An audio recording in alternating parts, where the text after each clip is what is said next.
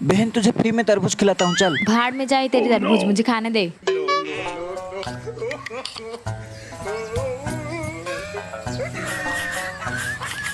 बहन ये तो तू बाद में भी ठूस सकती है ना। तो क्या हुआ? बाहर तुझे फ्री में तरबूज खाने के लिए बोल रहा हूँ तो घर का खाना क्यों ठूस रही है तू? सच में खिलाएगी ना? पक्का खिलाऊंगी, चल। तरबूज फ्री में टेस्ट करो, फ्री लो। क्या मैं फ्री में टेस्ट कर सकती हूँ? हाँ मैम, कर सकते हो। हाँ सच में, तो मैं टेस्ट करती हूँ।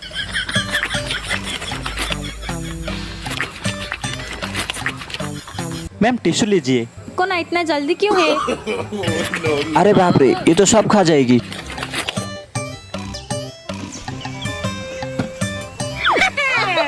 साला, उसको कैसे भी तो टिश्यू पेपर देना पड़ेगा।